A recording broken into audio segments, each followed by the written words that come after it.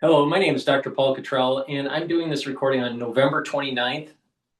Thank you for joining. I greatly appreciate it. Please subscribe to all my channels. I have channels on YouTube, Brighteon, Bitchute, and Rumble, Patreon, Substack, TikTok, X, GETTR, many ways to follow my work. I also do live streams on my website, the-studio-reykjavik.com. All these videos are for free. Please help support the work by sharing the links, asking your social media to follow me, and you can also support by being a paid member to my Patreon or Substack channel. You can also donate on my website, the-studio-reykjavik.com. I greatly appreciate the help that you provide to support the channel. I have great products. I have supplements and ebooks and also course material on immunology and pulmonology to help support the channel. So please go to my store and take a look at some of the great products that I offer. I have omega-3. Omega-3 helps with your cardiovascular health. It brings down inflammation and helps with your lipid profile. Therefore, it's reducing plaque formation. Digestive enzyme complex helps to break up carbohydrates, proteins, and lipids, reduces the stress on your pancreas. This is super important. It also has bromelain to break up clots, and the proteolytic enzymes in here also helps to break up glycoproteins, which is super important during the winter season. Olive leaf extract boosts up that immune system and helps with your cardiovascular system, brings down inflammation and helps your lipid profile. And clarity factor. Clarity factor gets rid of that brain fog, helps you. I found some web results. I can show them if you ask again from your iPhone. It helps for you to concentrate on your tasks, gets rid of that brain fog, and over time improves that neuroplasticity so you're thinking faster and have better memory. This is super important as a neurostack. Take it every day, drink it with filtered water. All right, with that said, let's listen into Al Jazeera talking about Trump and his warning to Venezuela.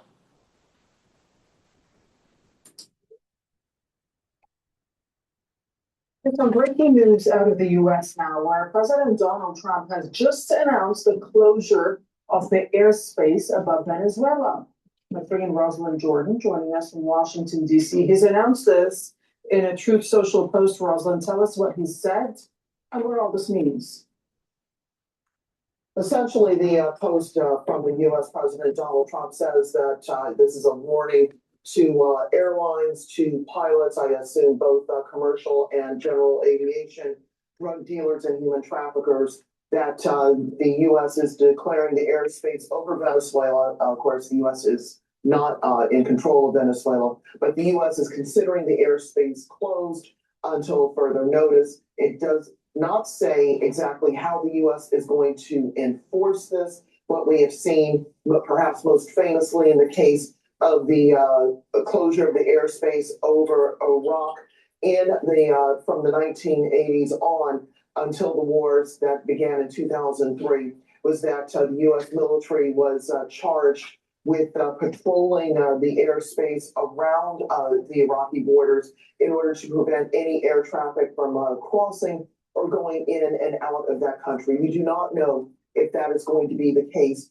here with the United States. It had been reported on Friday by the New York Times that late in the week of November 21st, a little more than a week ago, the U.S. president apparently had an unreported phone call with Nicolas Maduro, the Venezuelan president, where it seemed, according to those who were sourcing the story, the two men were talking about perhaps having a face-to-face meeting here in the United States, and were perhaps discussing ways to try to reduce tensions between the two countries. The U.S., as our viewers know, has been very angry with Venezuela. It blames Venezuela not just for fueling what the U.S. calls an unprecedented migration crisis, but also by fueling the fentanyl addiction crisis here in the United States by efforting the trafficking of that illegal substance into the U.S. territory and resulting in the addiction and deaths of hundreds of thousands of Americans. The U.S. has also long been very unhappy with Nicolas Maduro being the president of Venezuela. The Biden administration had considered his reelection in 2024 to be illegal. The Trump administration has continued that posture and has strongly signaled that it would like to see Maduro removed from power. So, Rosalind, what do we think this all means? I mean, and especially considering that over the past few weeks, there's been an increase, I would say, in the number of military personnel in the region. Well, it's probably not a good sign for the Venezuelan government. If I were to speculate, it is worth also pointing out that on Thursday and Friday, the U.S. Defense Secretary, or Secretary of War, as he likes to call himself, Pete Hegseth, was on board the USS Gerald R. Ford, which is the aircraft carrier that has been deployed to the Caribbean Sea in international waters, but not far from Venezuela. Part of that military show of force to perhaps intimidate the Venezuelan government from carrying out what the U.S. says are illegal criminal narcotics activities. But this is certainly part of that context. Does that mean that military action carried out by the United States is imminent? We can't say that, but certainly it's one more piece of circumstantial evidence that the U.S. is trying to put very overt, very blatant pressure on the Venezuelan government and not just use diplomatic language to try to change course in that country. What kind of debate has all this sparked in the U.S.? Because, again, over the past few weeks, we know that the U.S. military has killed more than 80 people in boat strikes as part of what Donald Trump and his administration are describing as the anti-drug trafficking campaign. Well, there hasn't been much in the way of public uproar, but there's been a lot of uproar on Capitol Hill. Congressional Democrats and a few Republicans are very disturbed by this campaign on trying to deal with drug trafficking that traditionally have been carried out as a law enforcement action, with the U.S. Coast Guard basically interdicting these vessels allegedly carrying narcotics, and then arranging for the detention and then transfer to U.S. officials for prosecution, as opposed to carrying out these strikes without notice, without any legal authority on these vessels.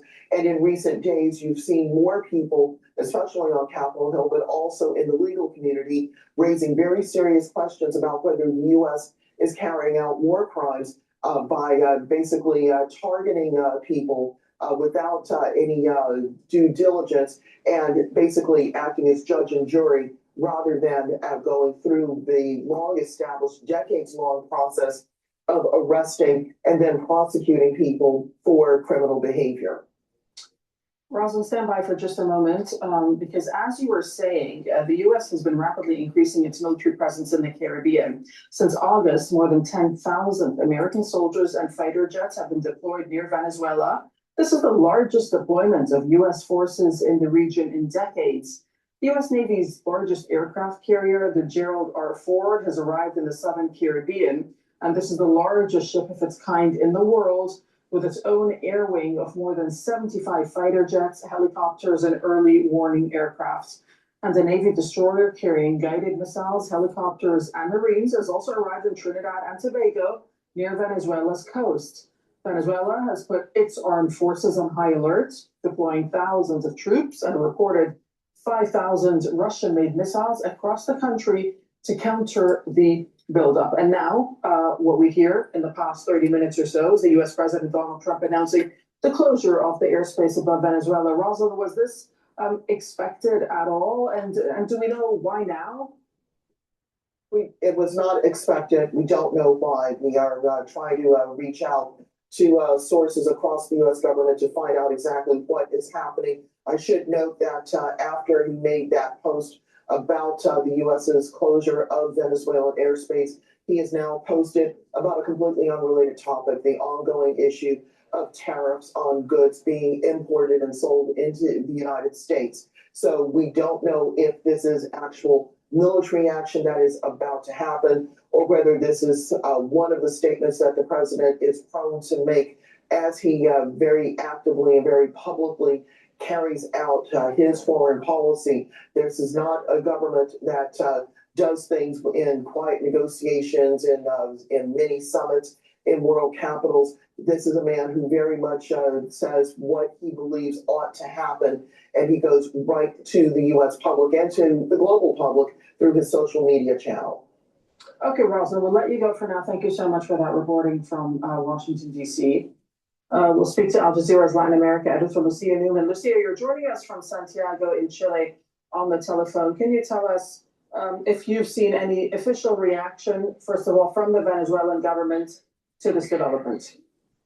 Well, we had heard just yesterday from President Maduro saying that the United States was increasing its, what he called excuses and lies to try to justify an intervention in Venezuela. And that was before this announcement was made by President Trump.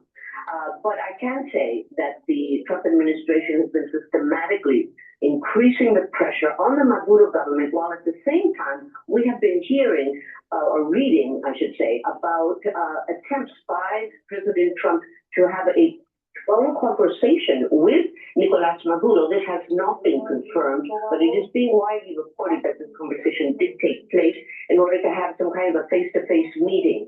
Again, this has not been confirmed, but so he's sort of going hot and cold. But what clearly this very week on Monday, he declared the so-called Cartel of the Soles, a narco-terrorist organization, which he says is led by Nicolás Maduro. And then the White House said that the anti-drug offensive that we have been seeing in the Caribbean,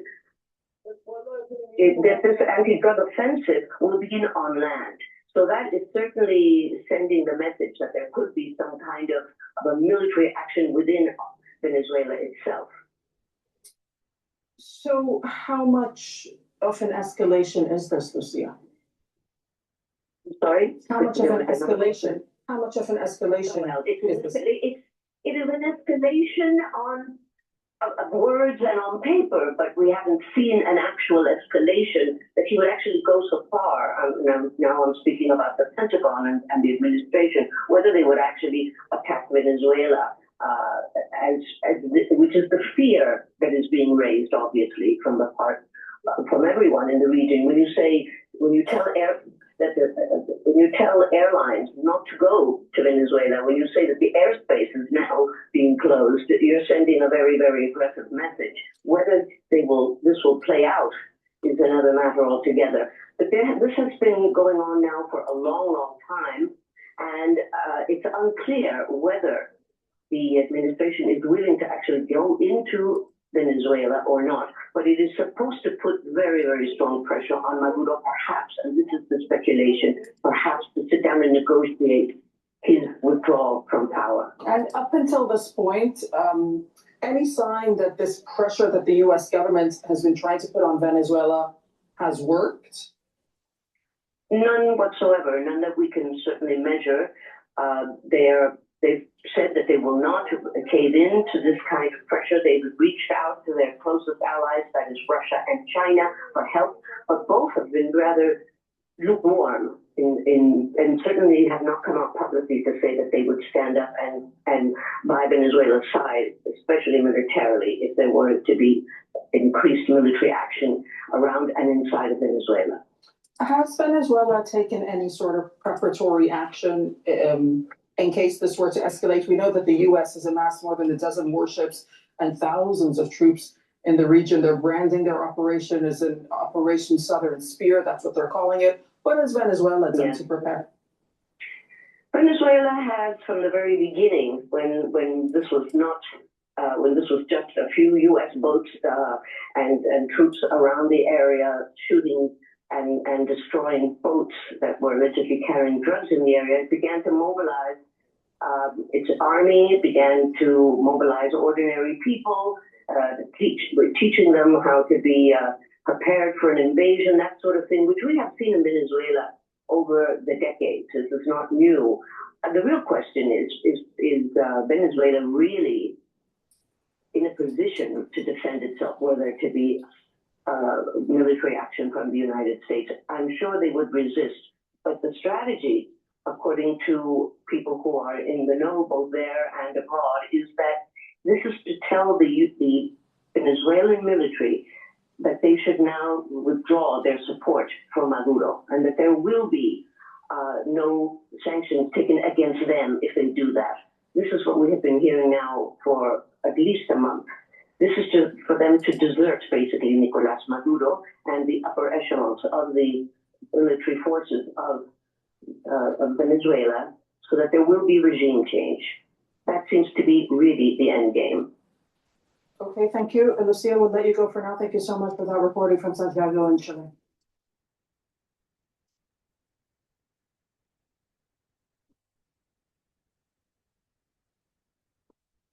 About 85% stopped by sea. You probably noticed that people aren't wanting to be delivering by sea, and we'll be starting to stop them by land also.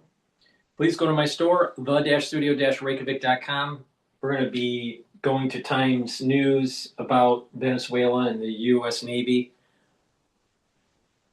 Get the great supplements that I offer on my website.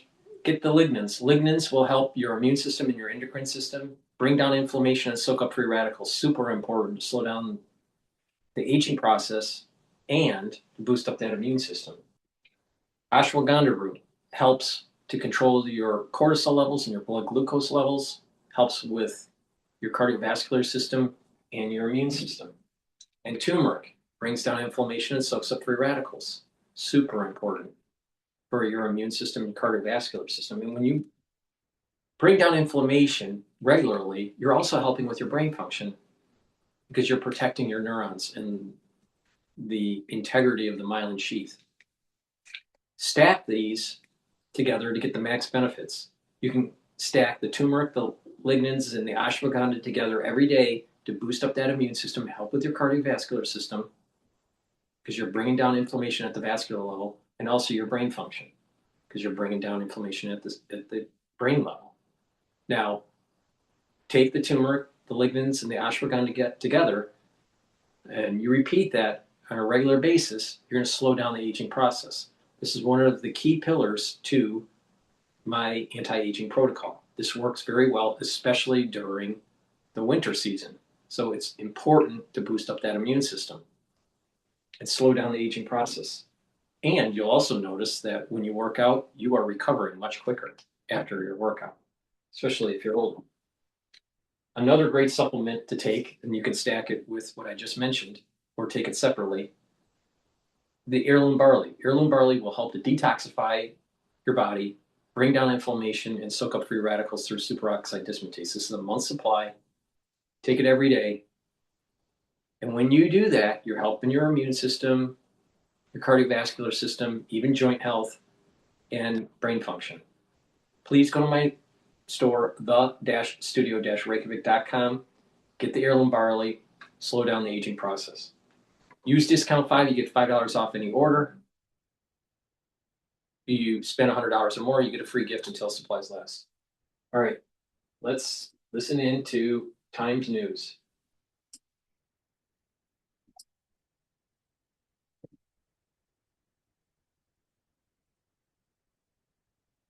This is from Annie Jacobson. I believe she's the one that wrote about the nuclear war book that she released last year, I think it was.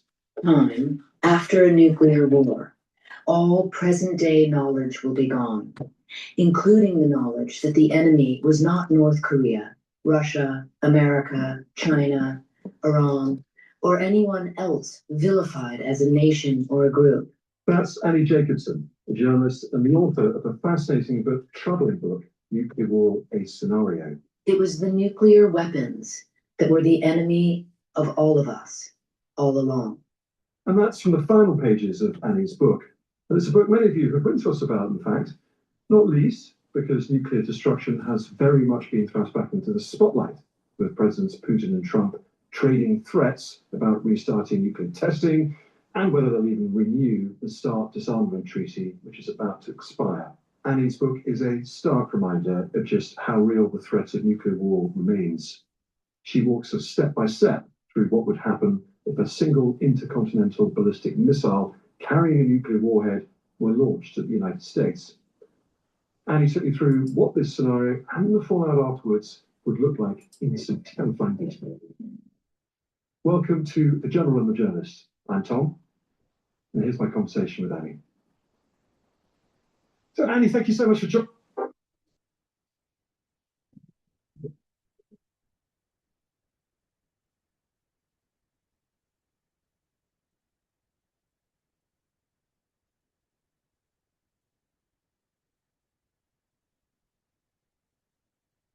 Black Friday is the best time to save big on top brands. Upgrade your sleep at Raymore Flanagan. So Annie, thank you so much for joining us. Thank you for having me.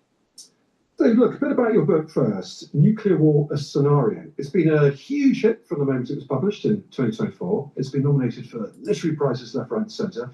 Donald Trump says he's read it, and even the Pope has been presented with a copy of it. It's a book of fact, it's not a fiction, and it paints what I think is fair to say is an extremely grim picture of how, over the course of 72 minutes only, the world is very largely annihilated. We'll talk about exactly how this scenario plays out, your thoughts on what we need to do to stop it. But first, Annie, tell me about the genesis of the book. It's your seventh you've written. Why did you choose it? Unfortunately, because I haven't seen this video, they mistitled this. I thought this was going to be about Venezuela. So I think on their end, they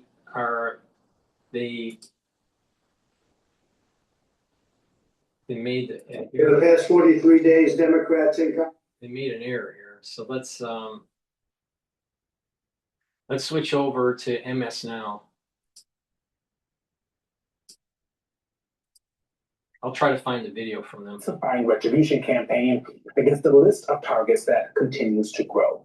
Listen to this, y'all. Reuters reports that at least 470 targets, 470, have faced retaliation under the president's leadership.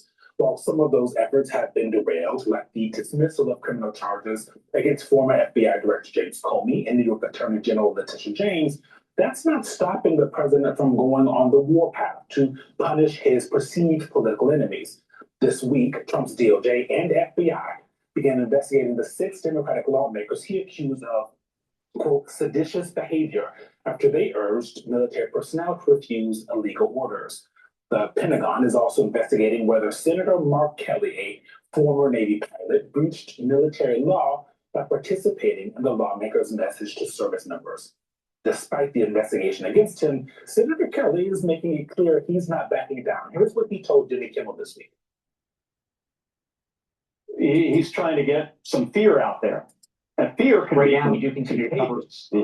But what also can be contagious is courage and patriotism. Every one of us has First Amendment speech rights, and I think the president is infringing on those. And he's sending a pretty strong message. You do not want to cross him, and your loyalty should be to him. It should not. Where was his stance on freedom of speech during the COVID era? Nowhere.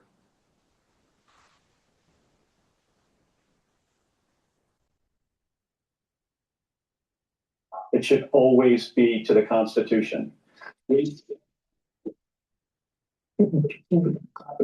Meanwhile, Trump is once again going after his predecessor, announcing on social media that he's canceling all executive orders signed by Joe Biden using an auto pen. Among other things, Trump could potentially try to reverse pardons issued by President Biden, but legal experts point out there is no mechanism to undo clemency after it is granted.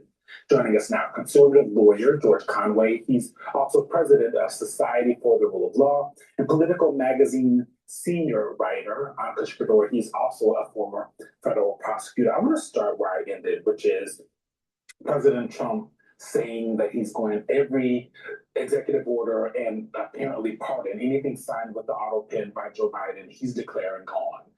Executive orders are one thing, right? This is why folks say executive orders are not the way you want to govern because they can go away every time there's a new president in office. But please remind the people there is no legal avenue to get rid of pardons in this country. There is no legal avenue to get rid of pardon. By the way, the whole thing is sort of bizarre. There's no legal requirement that the pardons even be signed. If it's an illegal pardon, I think that maybe the Supreme Court might take a look at this. If the process isn't proper, then how How is the pardon legitimate? By the president. So whether there's an auto pen or not is like beside the point. That's apparently consuming Trump's mind for much of his presidency, because he did the whole thing where he put the auto pen on the White House wall and everything. But no, this is just appears to be sort of more nonsense. But if we saw Trump decide, or the Justice Department decide to prosecute someone who Joe Biden had pardoned, what would be the backstop there? They would assert. Why aren't they talking about Venezuela? Defense in the proceeding. And they would really quickly, I want to read though the pardon clause in the Constitution, Article 2, Section 2, Clause 1. The president shall have power to grant reprieves and pardons for offenses against the United States, except in cases of impeachment. That's all it says. It doesn't say it has to be signed, like you said. It doesn't say that anything else has to. And then the president say, "I grant you a pardon to go free, Ph.D." Not only that. I mean, it doesn't have to be signed, but there is well-established Justice Department legal advice that says that basically the president can sign things however he wants. If you want to use a thumbprint, he can use a thumbprint. If he wants to use someone else to sign for him, he can do that. If he wants to use a machine or a stamp, he can do that. And there's nothing illegal about those pardons.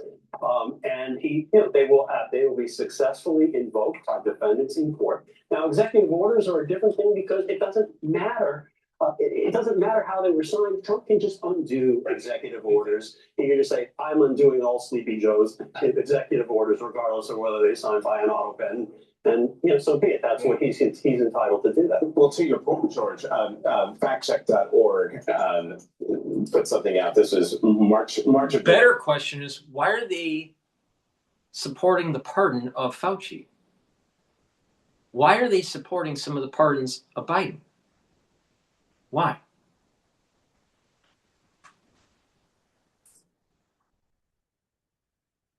Trump's baseless auto pen claims about Biden's pardons. Legal experts say there is nothing to President Donald Trump's claim that several of former President Joe Biden's pardons are void because they were signed via auto pen. White House lawyers during the George W. Bush administration said the use of an auto pen is perfectly legal, and constitutional scholars say that nothing in the Constitution even requires pardons to be signed anyway, as has been brought up 3 times at this table. Go ahead now. One other thing. I mean, there's only one person who's ever admitted live on camera that he did not know who the person was who he pardoned. Oh, yeah, who was that? That was Donald Trump. Right? Guardian Chang Penjel, head of Binance, who was pardoned, I don't remember, a couple months ago. Right. He was asked about it. He said he didn't know who that was. That to me is way more significant. It's either true that he doesn't know who it was and some staff member put him up to it, or he's lying. And both are terrible. Correct. That's just me. Absolutely. It's like we've seen this movie before. Either he's telling the truth, which is awful, or he's lying. Which is an ongoing theme here. Yeah. Can we get to the Venezuela of it all? The Washington Post, we went through this article earlier, but just to remind our viewers, has this very damning article about the Defense Department's orders to kill 2 people who were on a boat.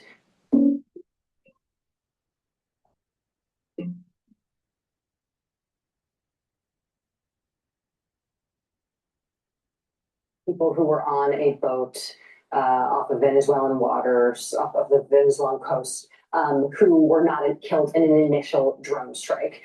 It's almost like Mark Kelly and the rest of those Democratic senators actually might have known what they were talking about, or potentially already knew about this report coming out. But there are former military lawyers, people who have actually advised special operations forces in the past, who believe that this order amounts to a war crime, which is that they called it in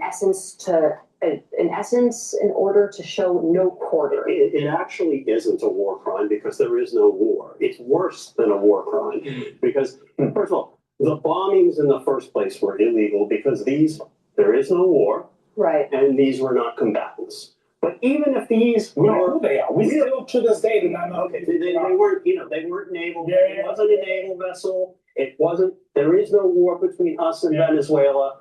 And these people were not sailors or soldiers fighting with weapons against us. So that The law of war doesn't, you don't even get to the law of war. But even if it were, even if these guys were a naval ship armed to the teeth, and the ship was blown up, and these guys were in the water, firing against them would be an act, would be a violation of the laws of war. No matter how you look at this, you can apply civilian law, military law, the Uniform Court of Military Justice, international law, foreign law, domestic law, federal law, state law. No matter what legal regime you apply to the second strike, it's murder.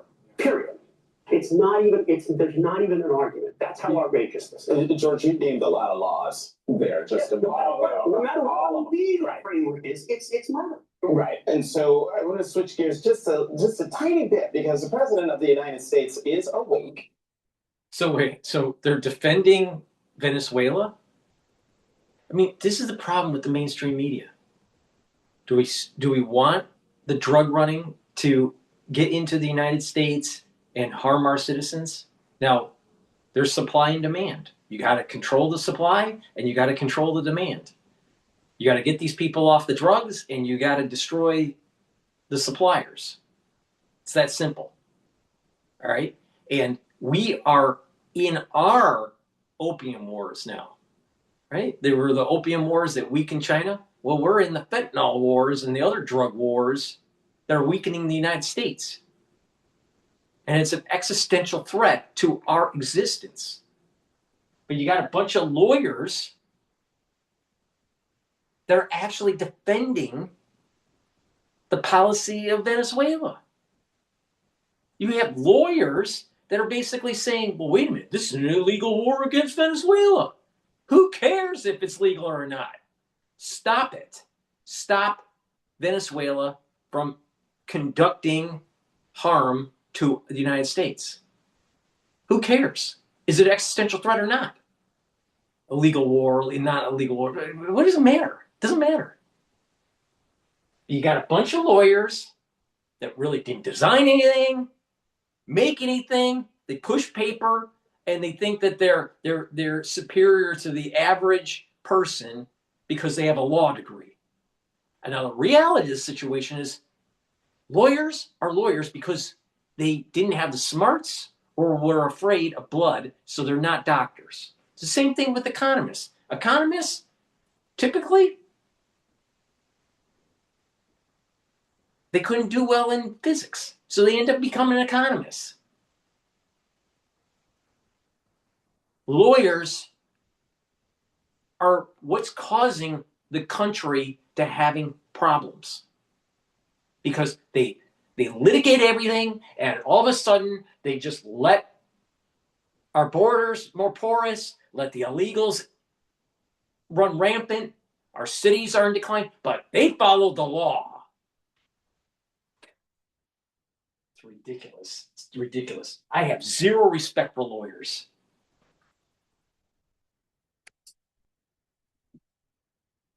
And about less than a half hour ago. Reassuring. wait, no, George, you probably don't know this. Listen, here it is. To all airlines, pilots, drug dealers, and human traffickers, please consider the airspace above and surrounding Venezuela to be closed in its entirety. Thank you for your attention to this matter, President Donald J. Trump. Okay, Ankush, he's the president of the United States. Not Venezuela. So does he have the legal authority to declare another nation's airspace? He can just go. What Trump needs to do is go to the White House, the Oval Office, have a live broadcast, have a speech, and he basically says there's an existential threat on the United States by Venezuela and its drug cartel, and we are going to destroy it. And I don't care if it's legal, I don't care if it's illegal, it's going to be destroyed. That's what he needs to say. He needs to just say, I don't give a shit, we're going to save our country. Bunch of libtard legalese. That honestly, deep down inside, they think you're smarter, that they're smarter than you. They think because they have a law degree that they're going to tell you how it is. But yet, if you follow their policies, it's going to make things worse.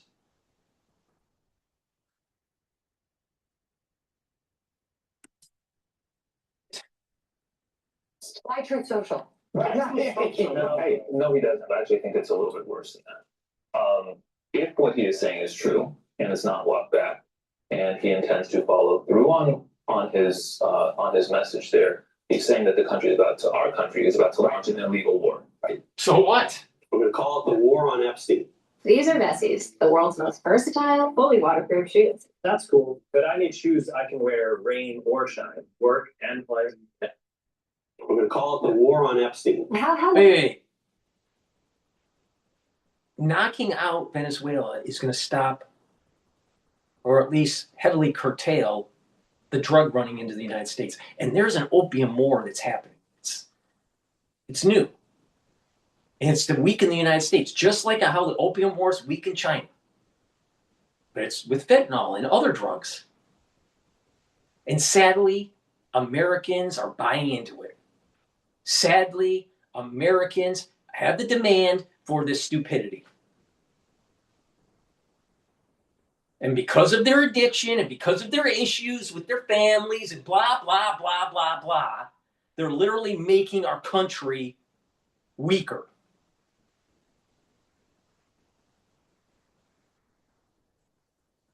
And you got these people that just say, it's okay. It's okay. Let's not stop it. Let's just weaken the country. Look at this clown that's in his blue suit and with his afro. Get a fucking haircut, dude. This is not the 1960s.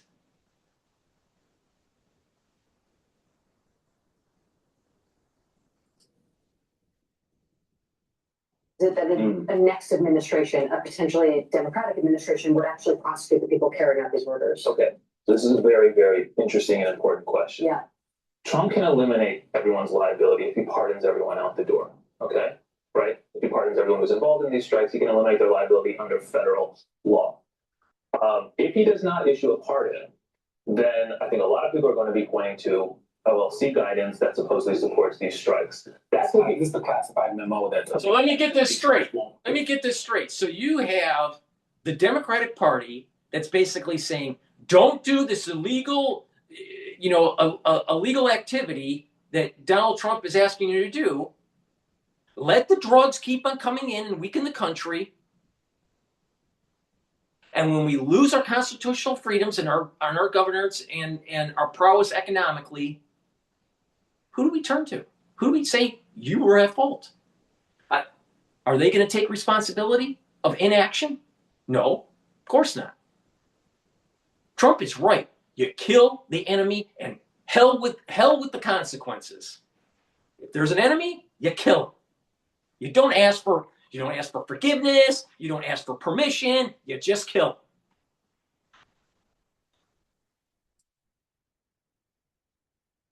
him. Exactly. Which, so far as I can tell, is completely baseless as a legal analytic matter. That memo might help people lower down the food chain. I don't see how it can help the people at the very top, based on the reporting that the legal advice itself has been gained by the people in the Pentagon and the Department of Defense. You cannot invoke a legal opinion in your defense if you have orchestrated the opinion to work in your favor and to reach a predetermined conclusion. So that would be like they're missing the big point here. Venezuela and other countries in South America and even in China are weakening the United States because this is the new opium wars. Now, are we going to follow suit? If we play this out, the United States falls. Now, I'd much rather set the whole fucking world on fire than to have the United States fall. Legally or not legally. These people are such dumbasses. They don't care about the United States. They have no virtue. They don't have the essence of what it really means to be an American citizen. They're so weak. Look at this Afro kid, right? And then this individual here doesn't even look like he can even lift weights. I mean, what is wrong with this country? Where's the virtue of standing up for your constitutional freedoms? No, let's just have an opium war. Let's just, yeah, it's okay. It's okay. Oh, and let's have Marxism and let's push for reparations. This Afro clown wants reparations. That means that he's going to tax you and give it to someone else because of their race. Right there. That's MS now.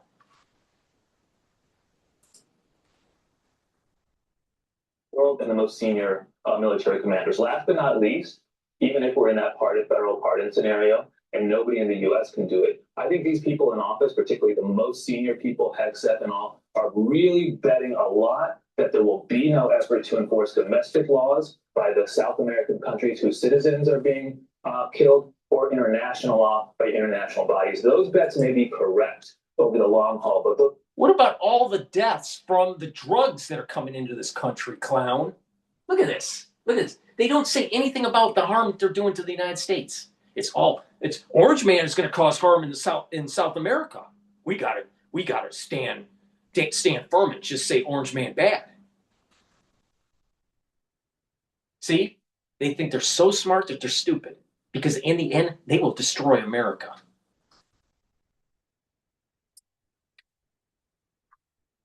Real legal risks that these people are running. Absolutely incredible. God. When you look at, because in my intro I talked about Letitia James and I talked about Comey, their things getting thrown out. Yeah, they were thrown out because you had an improper prosecutor. That doesn't mean that they didn't do it. Now, they're innocent until proven guilty. That's the way our governing system works. But the thing is that Letitia James, the evidence seems to suggest heavily that she did mortgage fraud and tax fraud. Now, I was in a room with her speaking, and she stated to the crowd that she has values and that she wanted to have a backyard for her kids.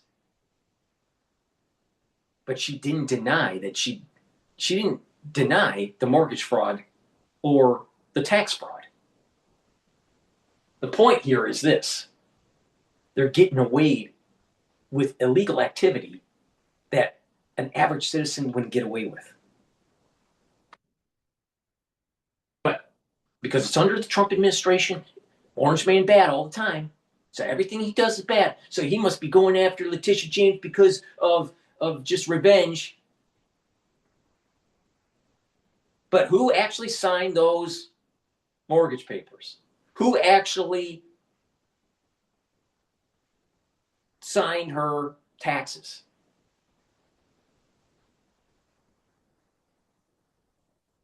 She did mortgage fraud. She did tax fraud. The evidence heavily suggests this. For sure she did tax fraud because she had rental income. She didn't claim it. That's tax fraud. It's unbelievable. It's unbelievable. These clowns. Is it legal? Just litigate it. Just litigate. You miss the main point, and then the country's dissolved. This is the problem you have. You have zero common sense around that table.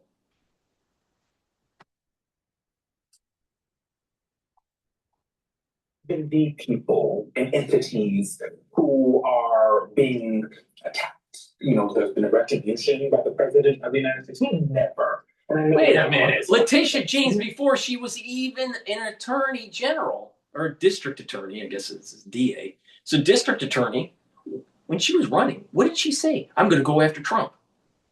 Well, wait a minute. How could you just go after Trump when you don't even have a case? I'm just going to go after Trump. Who was vengeful? How did this start? Letitia James started this crap.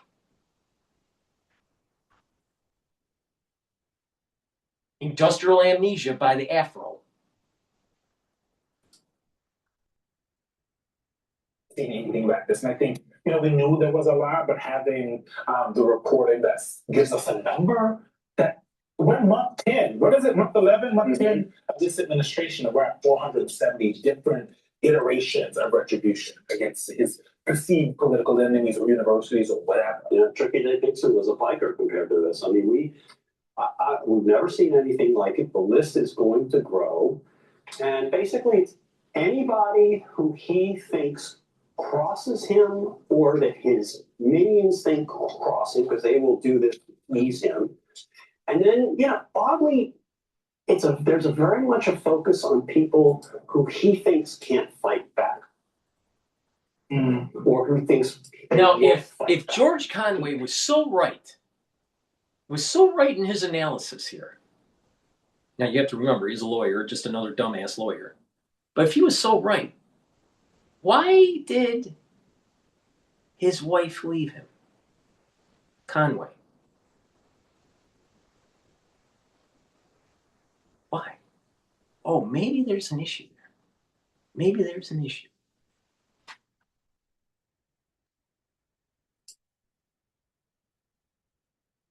He's a bully. He picks targets that he thinks are most vulnerable, who are going to cave. And then sometimes there are people who he just leaves alone. But this is all designed not just to actually achieve retribution over these 470 and growing individuals. It's designed to intimidate others. And that's where it actually is the most effective, because these. You think there wasn't intimidation by the government under the Biden administration? What about the silencing of conservatives, like mothers saying they didn't like how they were teaching their children and what they were teaching their children in grade school? What about the silencing of people like myself that were trying to warn the public about a very serious problem in 2020 and 2020? In 2020 and in 2021. There was serious censorship. Where are these people? Oh, Orange Man bad. Brain dead Biden good. See? Clowns. It's almost like, I don't even know if they believe it. I don't know if they believe the rhetoric that they're saying. They may just say, you know what? They need a job. They have to be paid by MS Now. And so they'll just be Orange Man bad because that's what the network wants. I'm not sure. I don't know for sure. I'm not positive what their real belief is on this. Their real opinion. Because sometimes it seems like they're fighting logic. Orange Man bad. Orange Man bad. Orange Man bad. That's all they say. At what point do they say that, you know what? Having a president that's stopping the damn drugs, that's saving kids, saving adults, so they don't die from drug abuse, is a good thing. They don't say that. No, what they say is knocking out drug cartels is illegal, is an illegal warfare. What? Who gives a shit? Who gives a shit? As long as Trump gets the job done, I don't fucking care.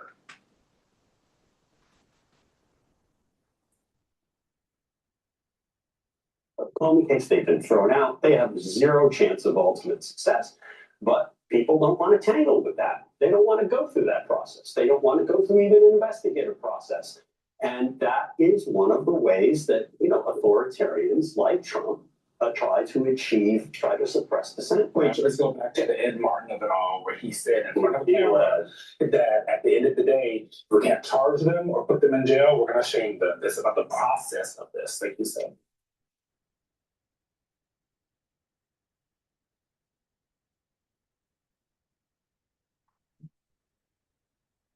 Unbelievable. It's just unbelievable.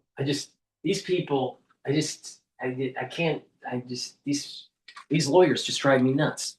Please go on my store, the sad thing is, let's go off on a tangent because you know what? Today I feel like going off on tangents because it's my show and I can do whatever I want.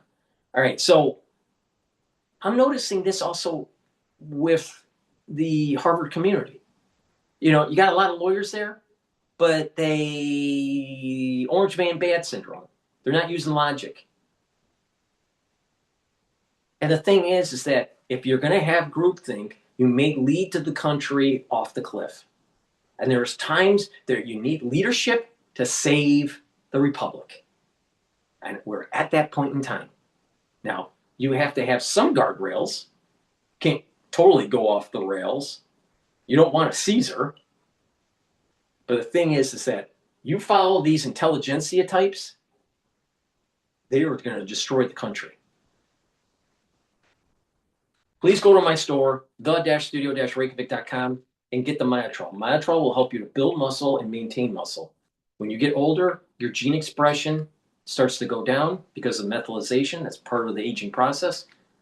Take the flavonoids, polyphenols, and lignans that are in Myotrol, do resistance training, and you'll reverse that. You're going to be able to build muscle and maintain muscle.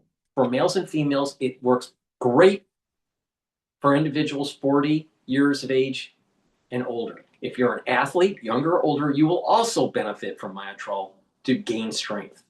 Please go to my store and get the Myotrol. This also stacks well with the Gladiator Barley because Gladiator Barley also helps to build muscle. Vitamin B complex helps to improve the health of your mitochondria, increase your ATP levels. The first 4 B vitamins helps the electron transport chain within the mitochondria to produce ATP. It will help to rev up your cellular metabolism, so your organ systems and your tissues will perform better, and it will help to protect your neurons because it has vitamin B12. Please go to my store, the-studio-reykjavik.com, and get the B complex. All right, let's listen into Live Now. Breaking news that is coming in at this hour to our newsroom. President Trump telling airlines this morning to consider the airspace above Venezuela closed. He posted this right here on Truth Social saying, quote, to all airlines, pilots, drug dealers, and human traffickers, please consider the airspace above and surrounding Venezuela to be closed in its entirety. He adds, of course, thank you for your attention to this matter.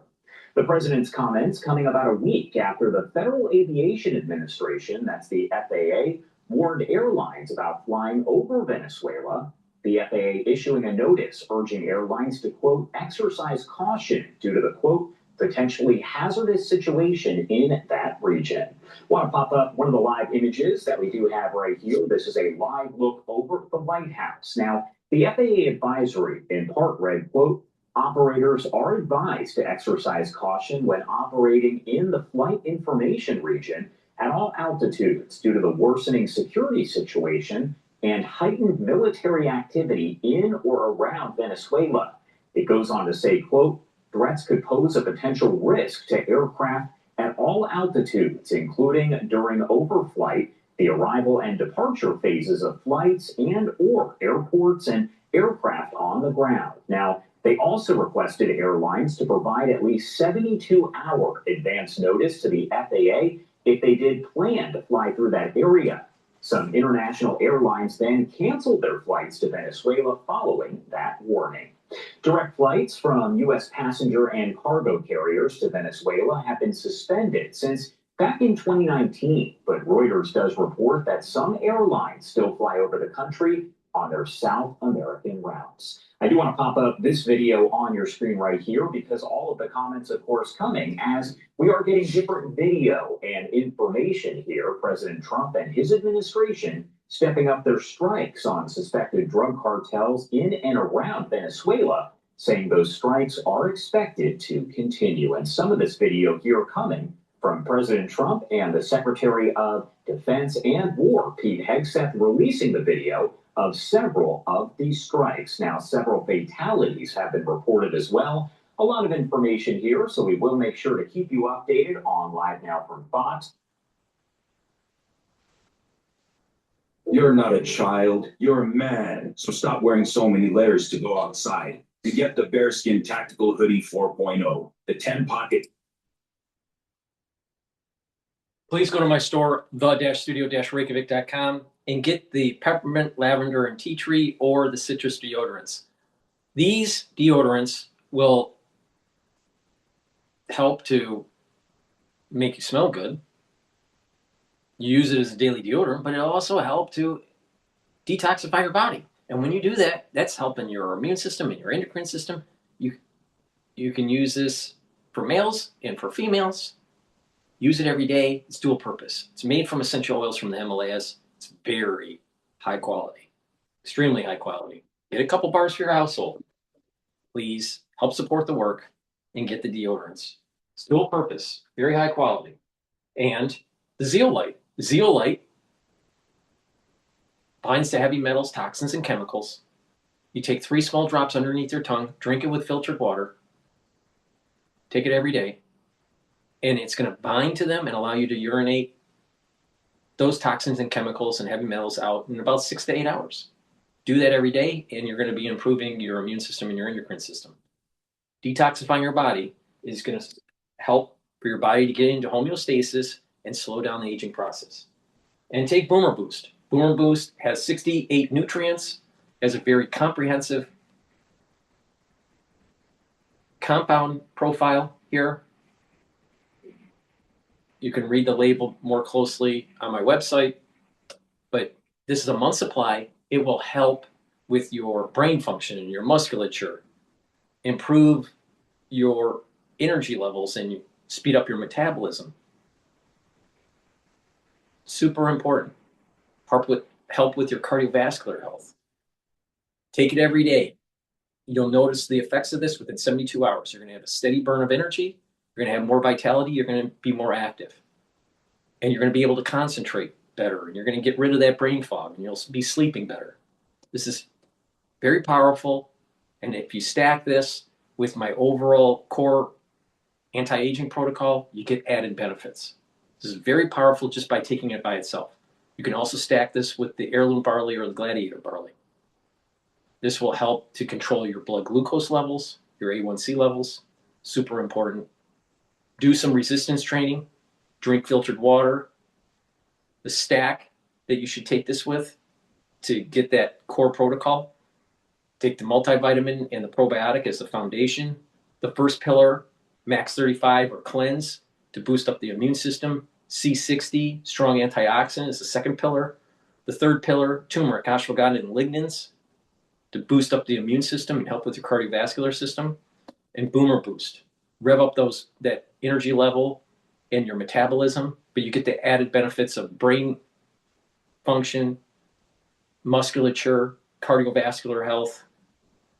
So please go to my store, the-studio-reykjavik.com, get the Boomer Boost. It's going to slow down the aging process.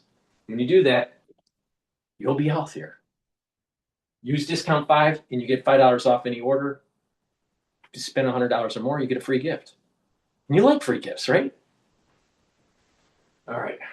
Make sure you can go to the store, my store, the-studio-reykjavik.com, and get these supplements and use them as gifts to push someone in the direction of good health. Because the healthier you are now, and you do this regularly, you'll get the compound benefits when you're older. So you don't spend as much on health care. Because if you're healthy when you're older, you don't need the doctor. You don't need the medication.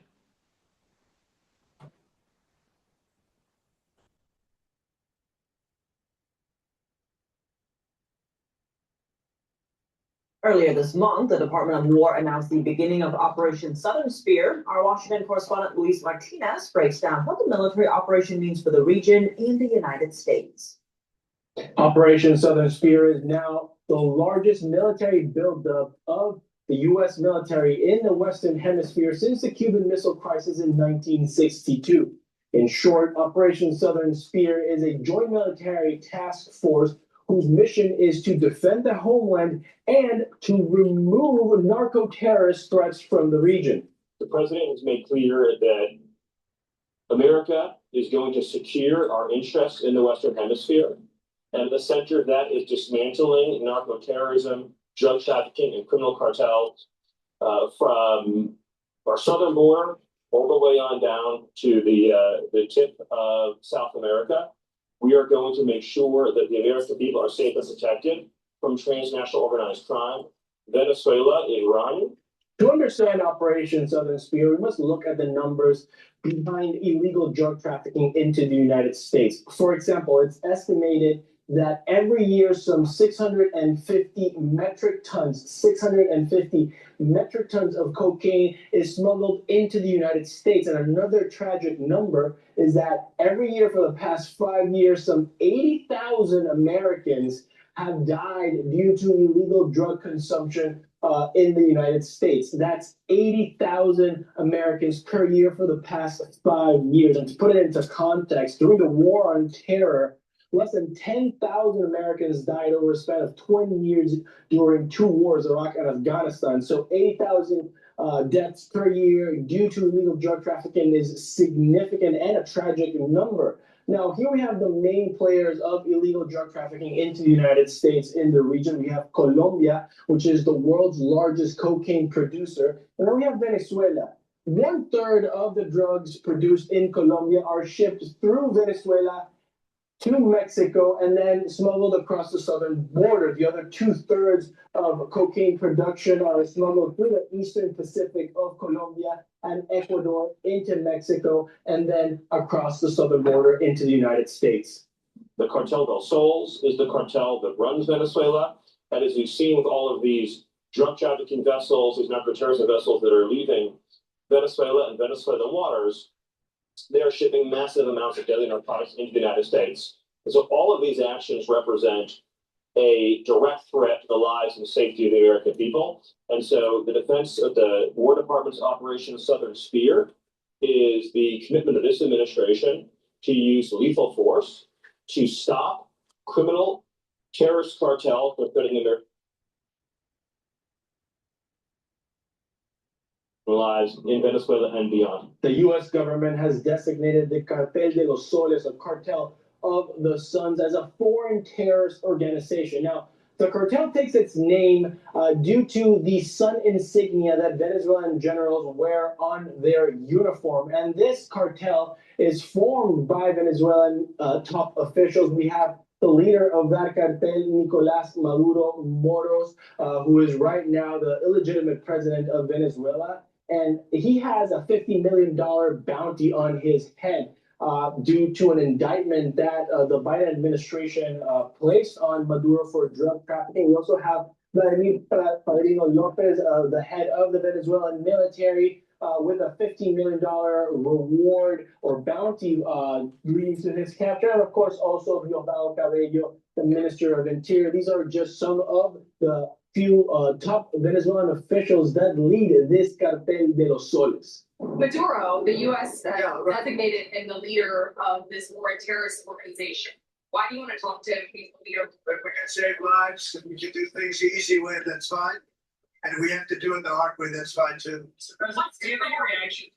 Well, I'm not going to tell you what the goal is. You should probably know what the goal is, but they cause a lot of problems. And they've sent millions of people into our country. They were probably the biggest abuser with Tren de Aragua and all the others that they sent in, the drug dealers, the drug lords. The U.S. military buildup in the region, in particular the South Caribbean. It's about time. Start kicking ass. It's about time having a president that actually gets the job done. Now, hopefully, he will do this and kill the individuals in Venezuela that's harming our American citizens. Unfortunately, he didn't go far enough in Iran and kill the Ayatollah. He's not going far enough in defending Taiwan. And he sure as hell ain't going far enough to actually tell Putin, you stop or we're going to level the cities of Russia. You know, we need a more forceful president. Now, hopefully he goes in and destroys.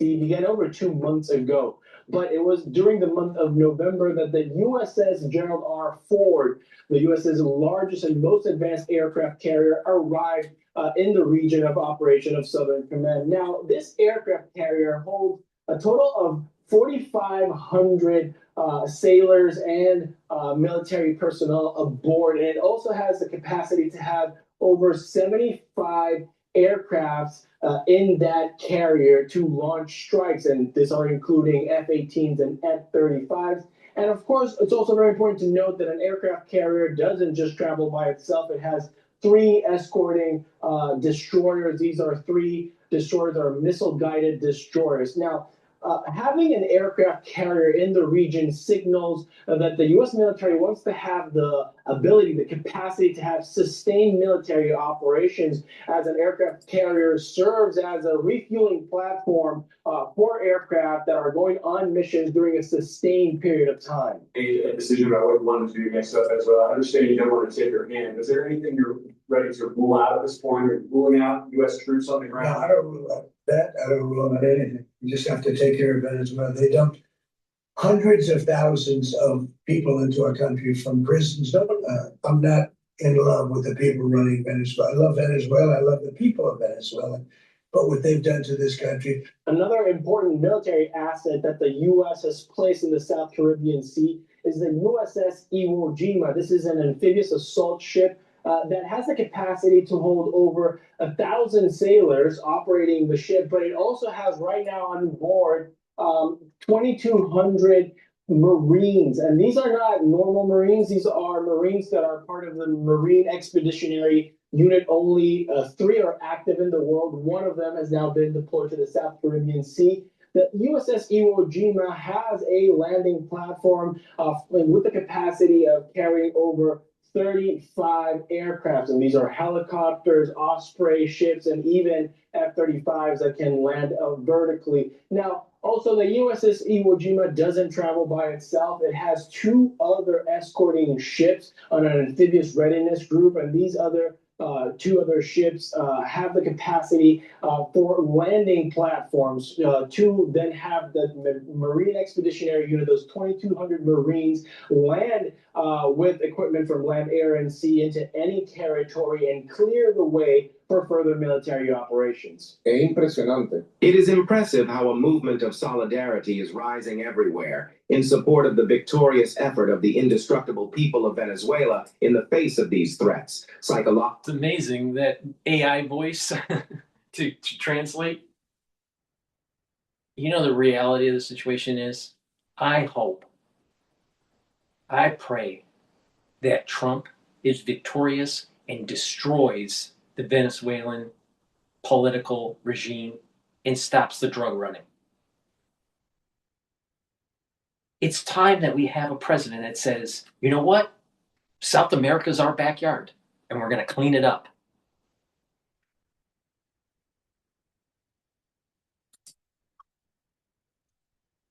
Political, diplomatic wars, whatever they do, however they do it, wherever they do it, they will not be able to defeat Venezuela. We are invincible. Whatever they do, they have not been able to. Really? This guy's going to end up like Gaddafi. Never be able to defeat our homeland. Never. The regime of Nicolás Maduro in Venezuela has touted support from the likes of the Chinese Communist Party, the Russian regime of Vladimir Putin, the Iranian regime, and even the communist Cuban regime. But the U.S. has also had a series of allies step forward in the region in support for Operation Southern Spear. First of all, we have Trinidad and Tobago right here. That is 7 miles off the coast of Venezuela. Trinidad and Tobago have hosted U.S. destroyers for military exercises during this operation. We also have Panama in Central America that has signed a memorandum of understanding with the U.S. government to allow for U.S. military troops to be hosted in this nation. And also in Central America, we have El Salvador. In El Salvador, there's already an AC-130 aircraft that's a special operations airplane, and also a Poseidon-type aircraft that is a signal intelligence aircraft that are flying missions from El Salvador around the South Caribbean Sea. We also have Ecuador, and Ecuador has signed with the U.S. military and the U.S. government to allow for military troops and equipment from the United States to travel freely through its territory. And also Argentina. Argentina has signed on to the U.S. Combined Armed Forces Initiative to fight transnational crime in the region. And lastly, of course, of territory of the United States, Puerto Rico. The U.S. military has rehabilitated a military base in Puerto Rico that is now hosting over 30 F-35 fighters and B-2 bombers. Envision a new Venezuela perched on top of the Western Hemisphere as a premier global energy hub, a symbol of independence and innovation, a new era of ingenuity in an open marketplace of ideas, catapulting the next generation of leaders across all business sectors.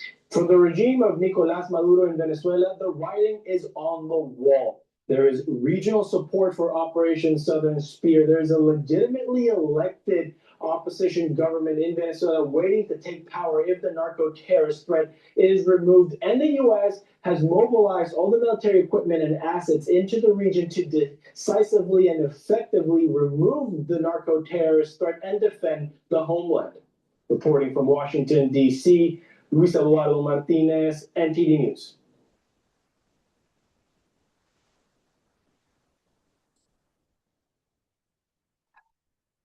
All right.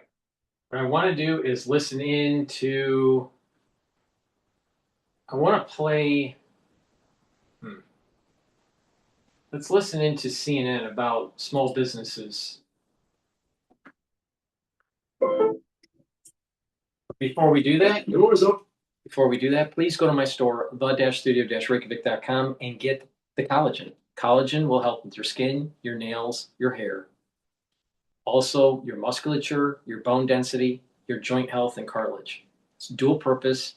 You take this regularly, you're going to slow down the aging process. So please go to my store, get the collagen. This is great, especially if you take the vitamin C and magnesium and drink it with about 32 ounces of filtered water or 64 ounces of filtered water throughout the day, and that will improve your dermal layer of your skin. Collagen is super important. Make sure you take this every day and do some resistance training. Build denser bone and musculature.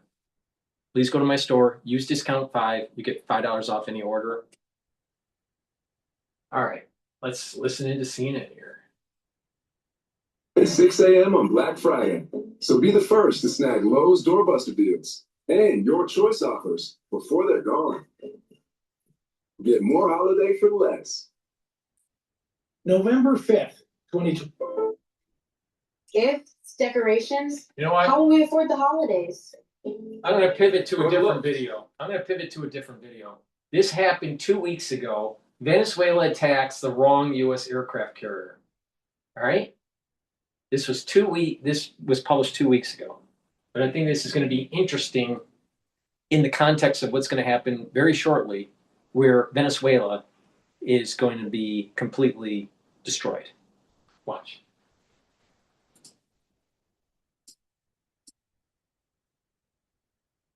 Full time. A Venezuelan Navy patrol squadron left Puerto Cabello under strict radio silence. 4 boats, each armed with 12.7 millimeter heavy machine guns and Soviet-era 73 millimeter launchers. Their orders: intercept the American warship entering Bolivarian waters. The Americans didn't know it yet, but the squadron's intel was already wrong. The target wasn't a lone destroyer. It was the USS Dwight D. Eisenhower, a 100,000-ton floating air base with a strike group of 6 warships. By 5:21 in the morning, radar operators aboard the Eisenhower picked up faint echoes coming from the south. Small, fast, uncoordinated, it didn't fit commercial traffic. Bridge, combat, we have 4 surface contacts, 27 miles in closing. The carrier's captain turned. Copy, let's light him up.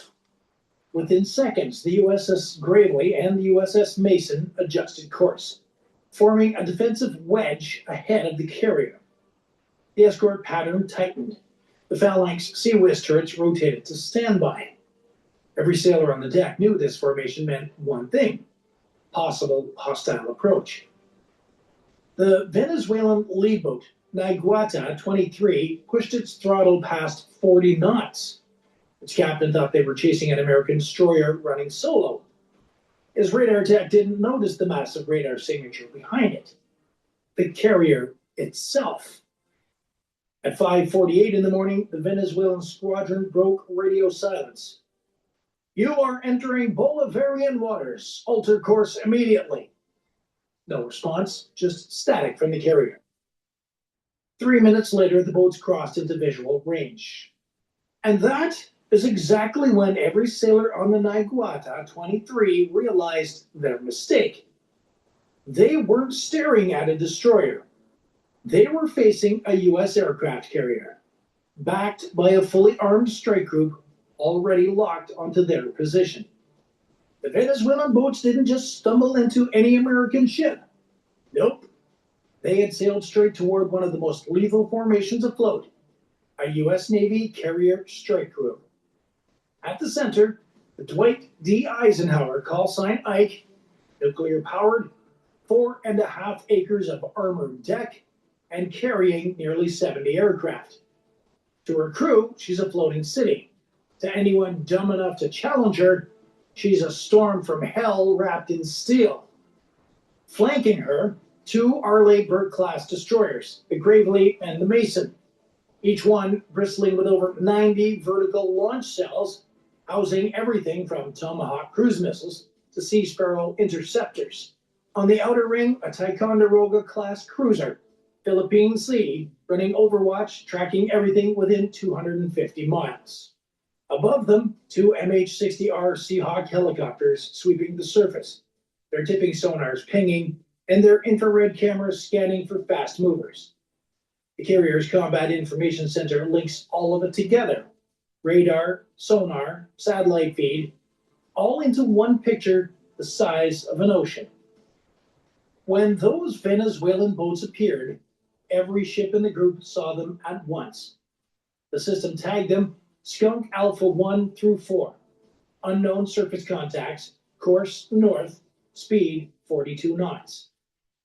The order went out. Maintain course, do not engage unless fired upon.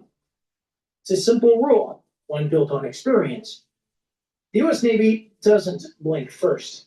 They let you come close enough to realize just how big of a mistake you've made. And right now, 4 Venezuelan captains were about to learn that lesson the hard way. At 5:52, the radar operator aboard Gravely leaned forward in his seat. Contact accelerating, bearing steady, they're not changing course. That single line turned the entire Combat Information Center into a live wire. On the main screen, 4.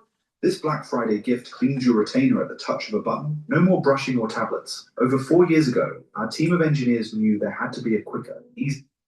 On the main screen, 4 small blips crawled across the surface radar display, each now just 22 miles out.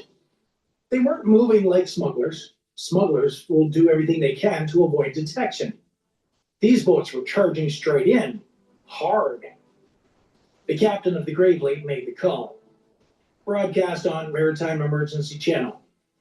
The radio operator keyed the mic. Unidentified Venezuelan vessels. This is United States Navy warship. You are operating in international waters. Alter course immediately. Nothing. The Venezuelan formation split. 2 boats stayed low, hugging the waves. 2 veered wide, forming a pincer pattern. That's not random navigation. That's training. Meanwhile, up on the Eisenhower's flight deck, crew chiefs scrambled to ready another MH-60R Romeo helicopter, its job to get eyes on target. Within 2 minutes, the Seahawk's rotors were slicing through the humid Caribbean air. Pilot climbed to 500 feet, sensors on. Visual contact, 4 fast patrol craft, approximately 45 feet, painted navy gray, flying Venezuelan flags, guns mounted forward. The carrier's command center cross-linked the video feed to every ship in the formation. The image was crystal clear, wakes slicing white trails toward the U.S. group. At 6:01, the Venezuelan lead boat locked onto radar return, Echo 2.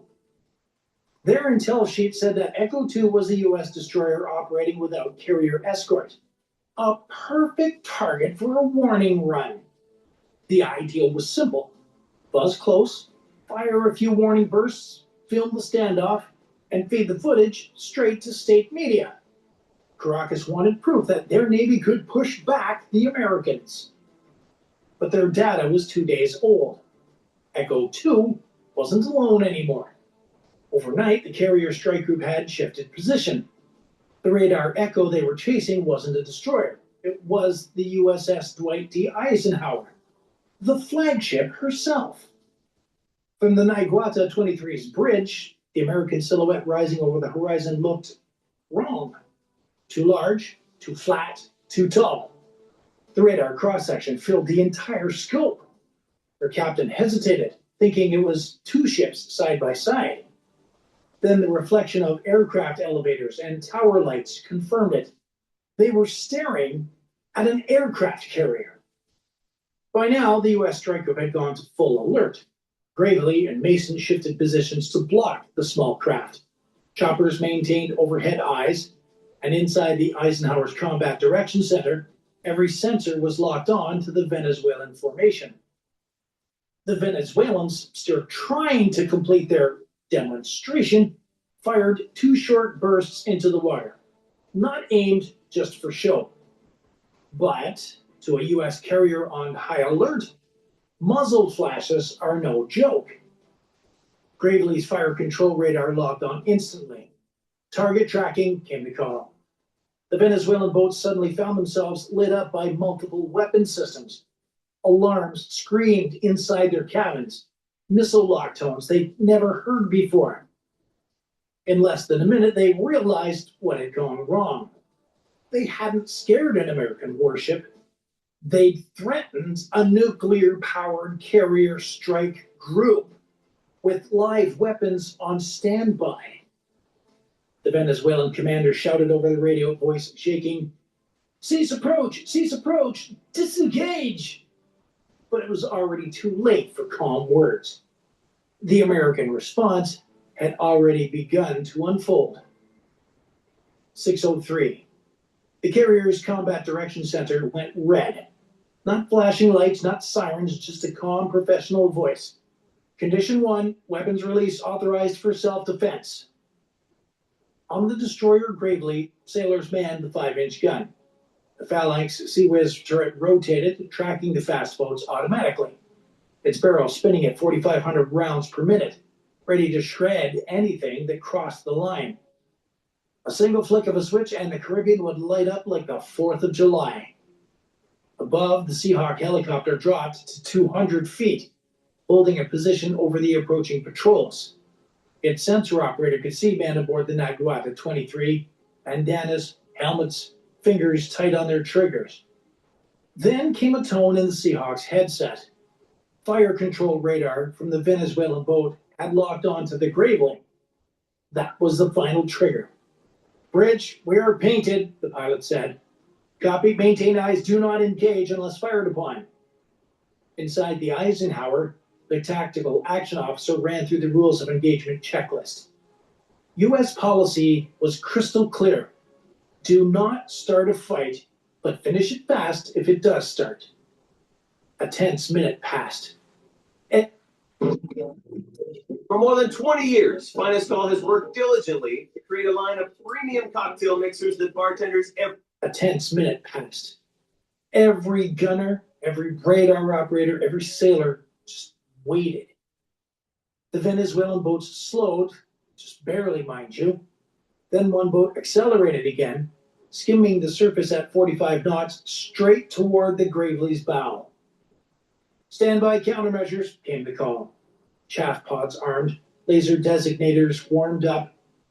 One mistake, one burst too close, and it would all end in seconds. The Gravely's captain kept his hand steady. He knew the math. 4 small boats against 2 destroyers and a carrier? That's not a fight, that's a suicide note.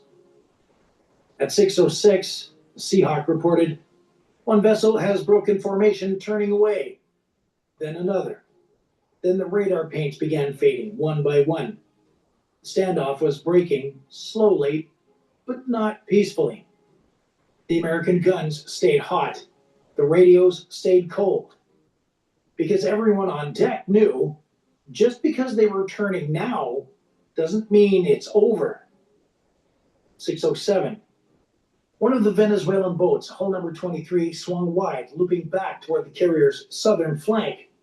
Whether it was confusion, pride, or poor communications, nobody knew. But to the Americans watching on radar, it looked like an attack run. Contact closing fast, bearing 210. Every ship in the strike group snapped into defensive geometry. The Mason adjusted course, moving between the carrier and the approaching contact. The Sea Ram launcher rotated, missile hatches opening. One wrong move, and this would turn into a very short war. From the air, the Seahawk pilot called it out. It was turning inside Mason's wake, distance 1.5 nautical miles. That's just seconds away in naval time.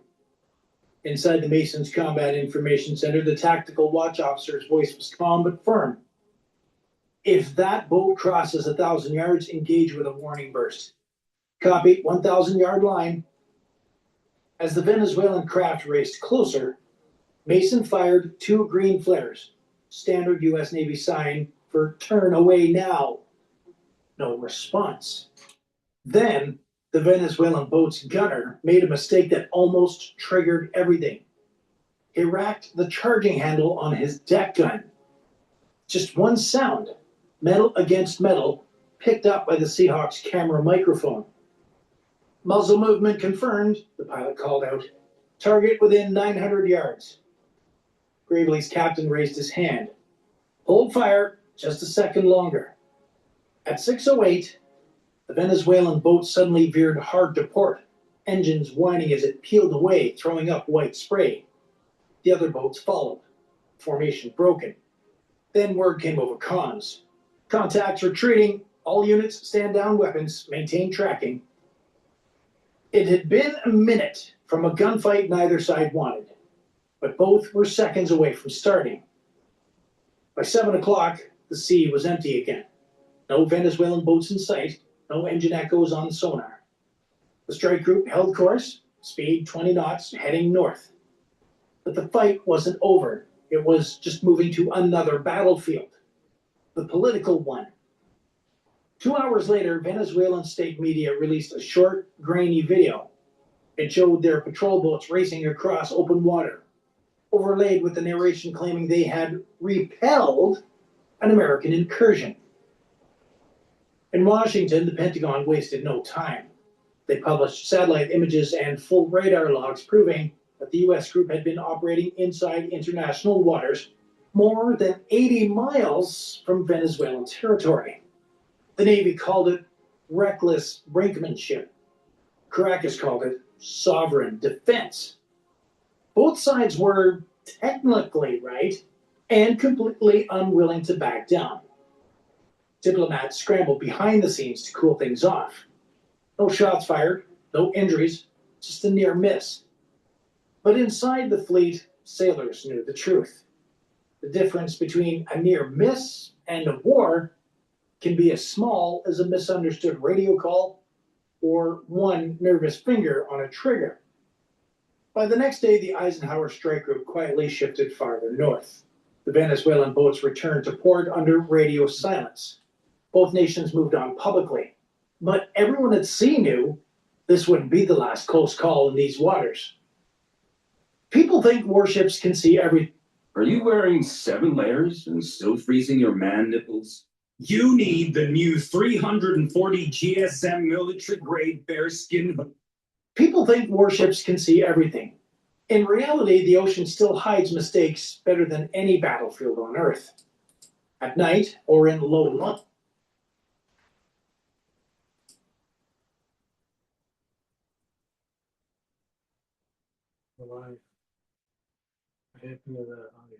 And complex electromagnetic noise bouncing off.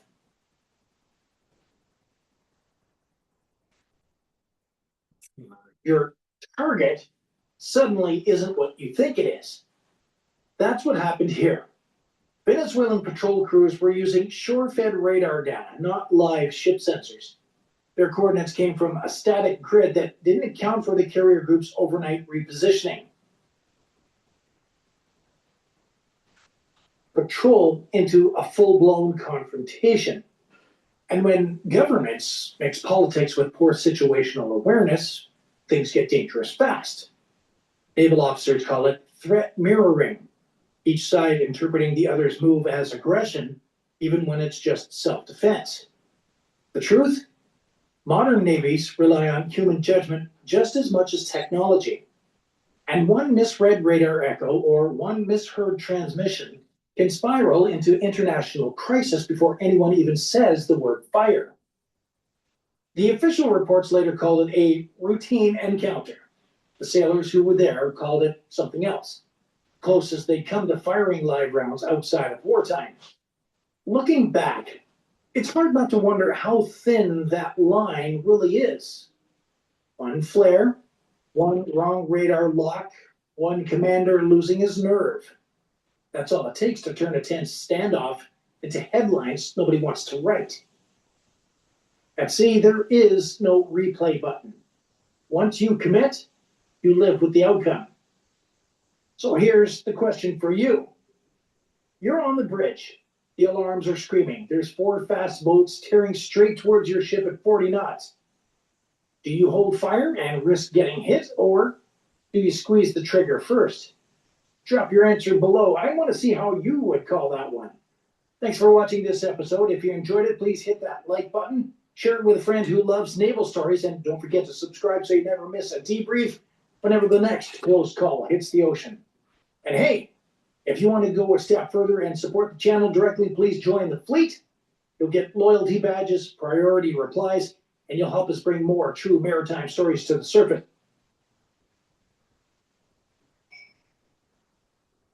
Please go to my store, the-studio-reykjavik.com, and get the C60. Take it on an empty stomach, preferably. Take a teaspoon a day, every day.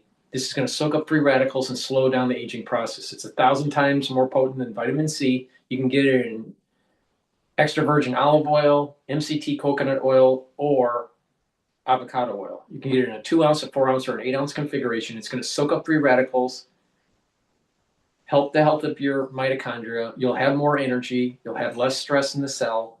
Your tissues and your organ systems will perform better. You will have a better immune system and endocrine system, also brain function. By soaking up free radicals at the vascular level, you're going to reduce plaque formation. And for your brain, it's going to soak up those free radicals and reduce stress at the neuron level, produce more ATP. Your neurons will produce more neurotransmitters, and over time, you'll get better neuroplasticity to link your different neurons. You'll think faster and have better memory over time. C60 will slow down the aging process. Stack this with the vitamins, the probiotics, Max 35 or the cleanse, the turmeric, the ashwagandha, the lignans, and the boomer boost. And when you do that, you have a very comprehensive protocol to slowing down the aging process. Please go to my store, take C60 every day. You can get it in a 2-ounce, a 4-ounce, or an 8-ounce configuration. And C60 will also improve the health of your basal layer so you have better skin. So please go to my store, the-studio-reykjavik.com, and get the C60.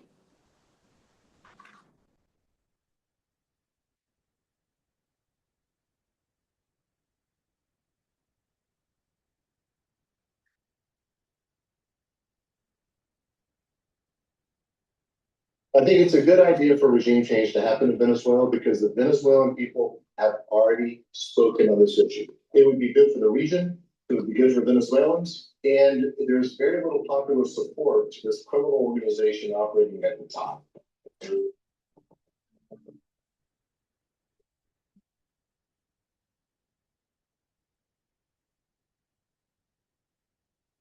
Hello and welcome to G0 World. I'm Ian Bremmer, and today I'm asking a surreal question. Is the United States about to invade Venezuela? It increasingly looks that way. President Trump has sent mixed signals about his intentions. He's deployed America's most advanced U.S. aircraft carrier to the region.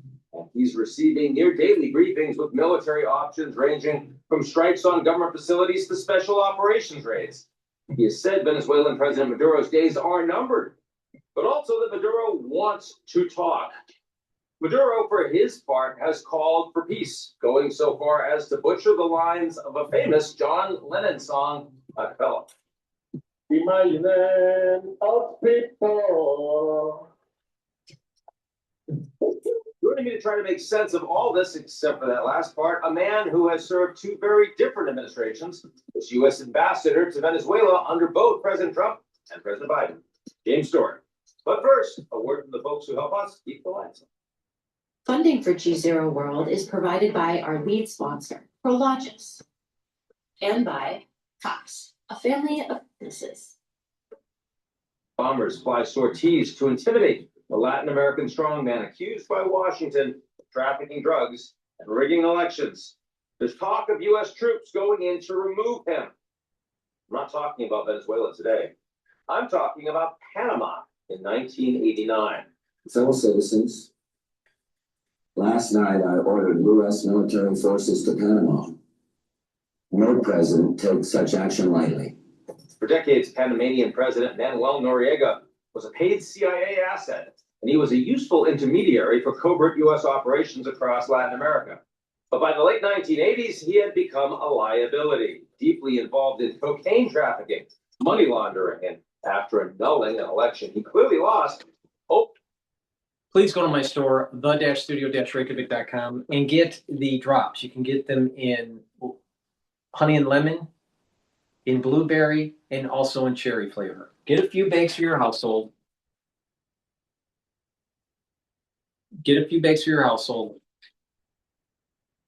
And be prepared for the winter season. Make sure you go to my store, the-studio-reykjavik.com. This is the end of the broadcast. Thank you for listening, and have a nice day.